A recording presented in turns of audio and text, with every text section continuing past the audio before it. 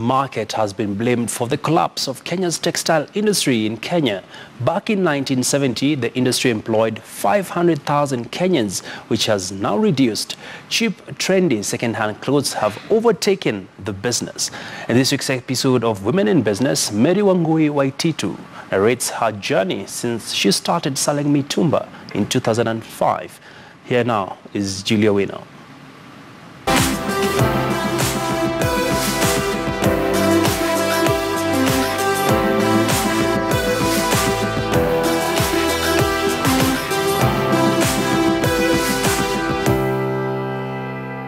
Well, many a times we get to hear Sombili Sombili in the streets of Nairobi, but we don't actually understand where these items come from. Well, in this week's episode of Women in Business, we step right into Gikomba Market, where we feature Mama Maina, who's been in this industry for quite some time. Let's find out. Right at the heart of one of Kenya's busiest open-air markets, we meet Mary Wangui Waititu. She has been selling second-hand clothes for a couple of years. Her story is about success and determination. For Mary, 5 a.m. is usually when she swings into action at her workplace. As an early riser, Mary tells me that by doing this, one manages to gather bills on time and at a cheaper price, suiting the demands of her customers. At the same time, one gets the rare opportunity to pick out the best, which in street language is referred to as top layer. Huku by 6 huwa nimefika huku, sababu wateja wangu wanafika mapema sana. Na sana hata sana hii mzigo, kama sina mzigo nanunuaga kama tuseme kama jana sasa. Si lazima ninunue leo ili nikuwe naye hapa, sababu nikifungua hivi huwa wanajaa hapa. Mtu anataka, mwingine anataka t-shirt, mwingine anataka shati. Kwa hivyo sasa sababu ni masaa ya kwenda kufungua. Sababu soko ya Gikomba hapa ikifika 6 kwenda mpaka saa 5 ama saa 6 watu huwaga sasa wamesauza kamera. Sasa wanaanza kufagilisha ile imechaguliwa. Walking back to her past life, Mary started off as a vegetable vendor in Kericho, a business she finds pride in.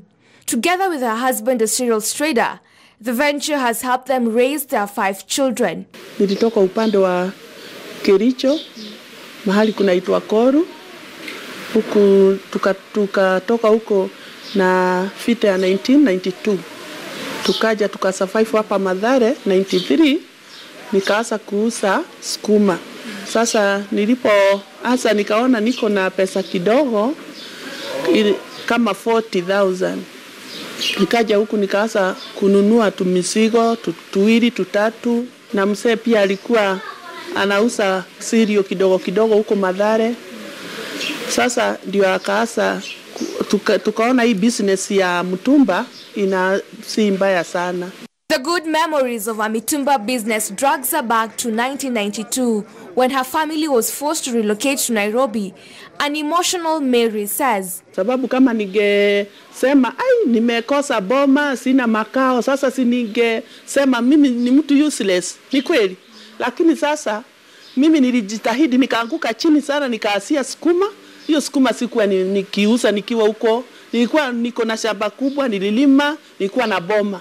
Naona, nilikuwa nauza hadi maziwa, nilikuwa na ng'ombe za kukamua. Hii chakula nyingi, sauri huko ni mahali tunatoa chakula nyingi. Lakini vile nilirudi chini lakini nikajua nitaamuka pole pole nikiwa na Mungu.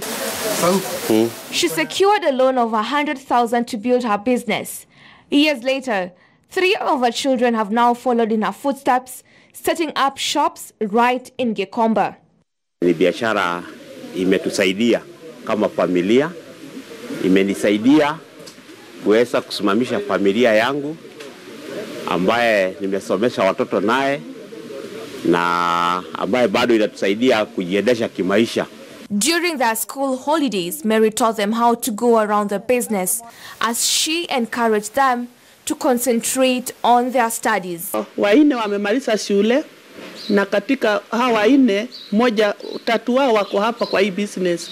Huwa tunafanya na hawa, tukifanya na hawa ninaona sasa kama mtu kama sasa msichana wangu akaolewa, nikamseparate, nikamwekea yake na ameendelea kujifanyia hiyo kazi na naona ana build boma yake vizuri. Wilson Waititu, her second born, got his inspiration from the mom. That directly inspired his interest in being a self-employed individual. During their free time, they helped their dad in his contractual jobs. This business, it came from my mom because we found her dealing with this business, and so we just adapted it from her. And we just saw the business is good, and we just continued. Paul, I'm a governor, Paul Anita governor. Paul Waititu is the 4th born of the family. His story is different from his brother. He joined the business after high school 5 years ago. Like any other business, being a trader comes with challenges. To avoid being roughed up by countless carries, she acquired her license. Profits depend on the number of customers visiting a stall during the day. Her encouragement to women is that anything is doable. When you look around, you will definitely identify with what you can start and grow it to something worth admiring. Ninge advice wa mama kama mimi, mtu asijidharau. Hata ukiwa na kitu yako kidogo, ujue hiyo kidogo kinaweza kukupatia kubwa. Sababu niko na experience ya kuona kutoka kwangu. Sababu nilianza hii biashara kama sina. Lakini saa hii naona hata mimi naweza nawekea hadi watoto wangu. Julie Owino, KTN News.